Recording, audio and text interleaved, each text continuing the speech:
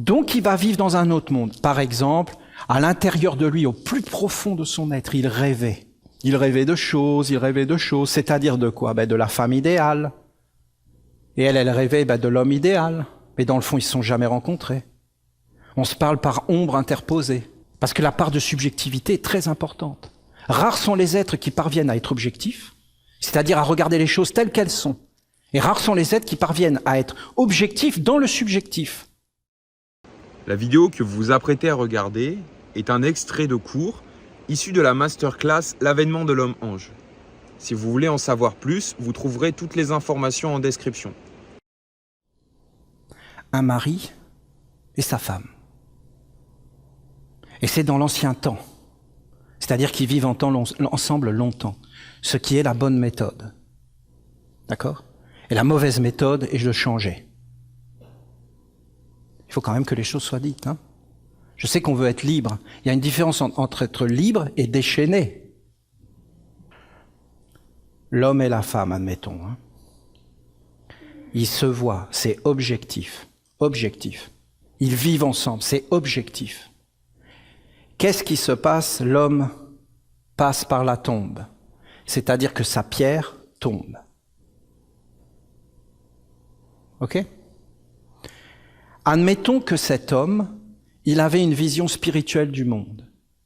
Alors qu'est-ce qui se passe? Il s'éveille, parce que... il s'éveille. Et là, il se dit... C'est au meilleur des cas, parce que ce que je vous dis là n'est pas du tout évident. Mais disons que pour le bien de mon exposé, ce principe me plaît. Donc je prends le principe qui va dans le sens de ce que je veux vous dire. Mais je n'ai pas la prétention de dire que ça se passe comme ça après la mort, d'accord? Parce que c'est beaucoup plus complexe que ce que je vous dis là, la mort. Il faudrait des jours, des mois même pour analyser tous ces phénomènes. Et d'ailleurs, c'est quand même incroyable que personne ne le fasse dans le monde aujourd'hui. C'est pas le travail d'un seul homme, cette histoire-là, voyons. Les hommes sont complètement à tout avoir laissé tomber. Tout ce qui est précieux, tout ce qui est sacré, tout ce qui pourrait nous éveiller. Qu'est-ce qui se passe? Je vous dis, l'homme, il est là, il est éveillé. Et il se dit, mais zut, je peux plus rien faire. Je vous parle d'un homme normal, je vous parle pas d'un homme qui est pris par l'alcool, par des passions, qui va là essayer d'influencer les autres. Et là, qu'est-ce qu'il va dire? Il va aller voir ceux qui lui sont chers, et il va essayer de leur parler. Mais il va pas pouvoir, parce qu'en fin de compte, il n'y a plus les organes, il n'a plus le corps. Donc il ne peut plus leur parler, parce que maintenant, il n'est qu'un être subjectif. Et éventuellement, il va essayer de les toucher dans les rêves. Parce qu'en réalité, il va bien s'apercevoir au bout d'un moment, surtout s'il est éveillé dans la force, qu'en réalité, il a une influence. Et qui peut en réalité influencer les êtres. Alors là, ça devient vraiment dangereux. Parce que les hommes, vous et moi, on est des médiums. Et là, il s'approche de sa femme, et qu'est-ce qu'il voit? Il voit une ombre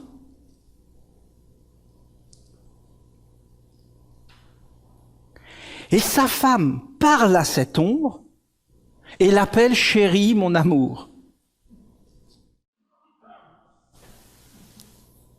Et je suis là, moi. Voyons donc. Et cette ombre, c'est lui. Alors prenez n'importe quel cas de figure, le grand-père, la grand-mère, un enfant.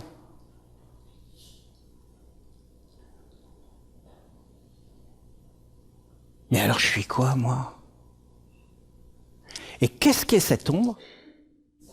Elle connaît toute la mémoire, tous les réflexes, tout ce qu'il aimait, tout ce qu'il n'aimait pas, ses traits de caractère, là. Et cette ombre, elle est capable de parler? Oui. C'est ce que font les médiums, les spirites. Ils parlent à ces êtres-là. Et en fin de compte, l'être va commencer à parler à la femme. Et va lui dire, pense à moi. Par exemple, il va lui dire, tu sais, il y a pas de mort. La dernière pensée que tu as eue imprime tout ton être et va apporter le message à tous ceux que tu aimes. Il n'y a pas de mort. Alors, il n'y a pas de mort, ou alors il va aller dans des mondes. Et là, en réalité, cet être, il est vivant ou il est mort? C'est des grandes questions. Hein. Mais en réalité, il n'y a rien à l'intérieur. Il n'y a pas d'âme. Il n'y a pas de semence. Et la destinée, c'est la mort. C'est-à-dire que sa destinée, c'est d'être détruit. Ce n'est que des réflexes. Qu'est-ce qui va se passer? Cet être va vivre tant qu'il y a des êtres qui vont penser à lui. Dès que des êtres vont arrêter de penser à lui, il va se dissoudre.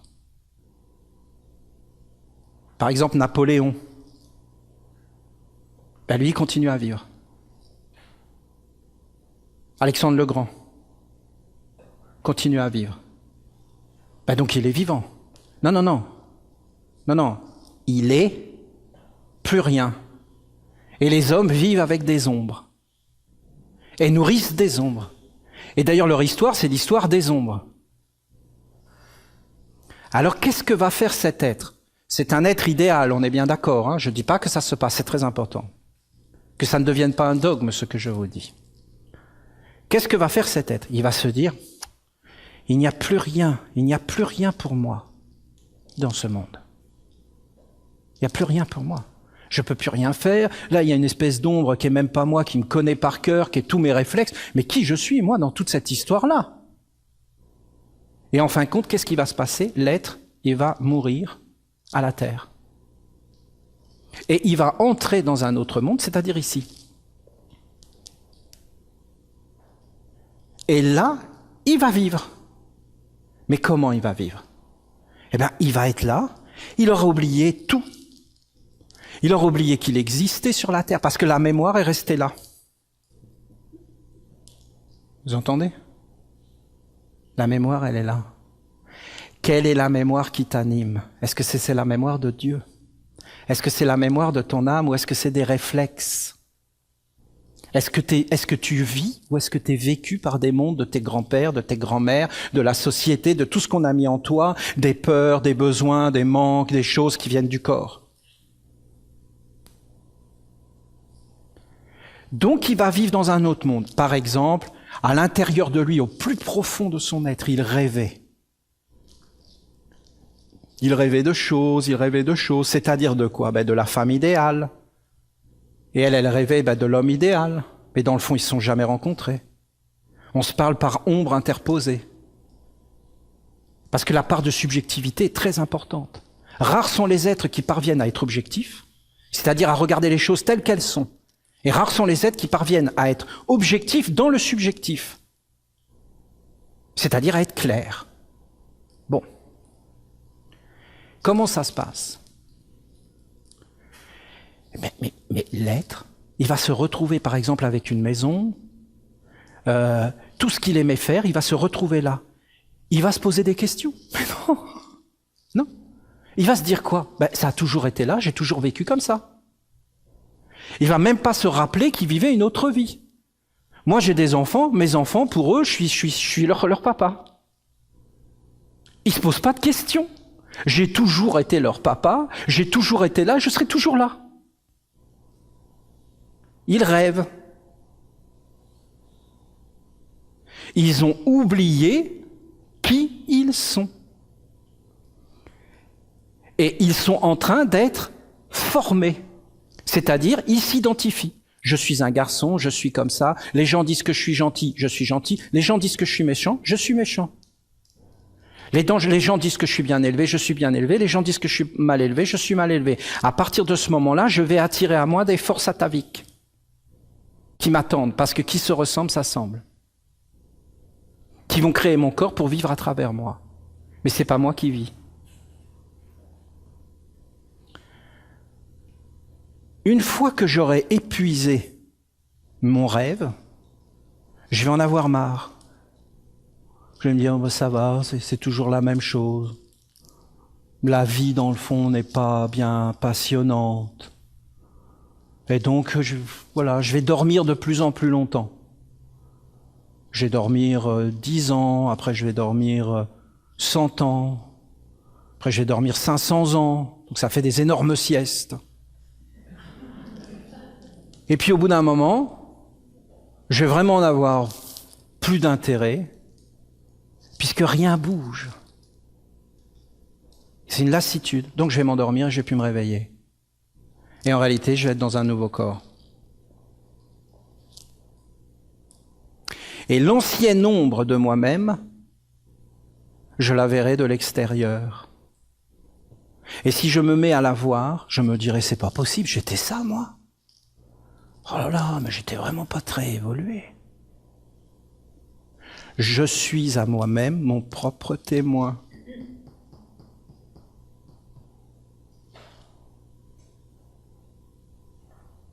Je suis moi,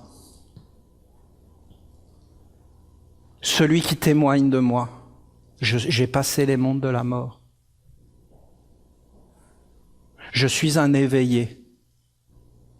Je me vois de l'extérieur.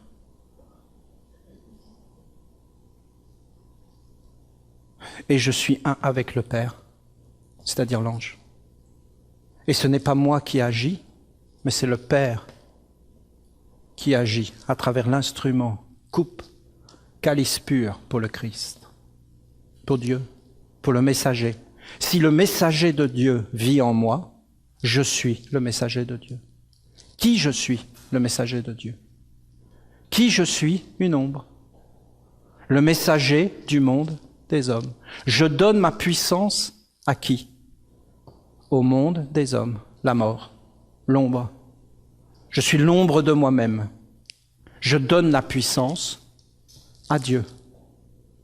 L'ange, ma vraie destinée, le nom de la mer, les 5 sens, l'intelligence supérieure. D'accord?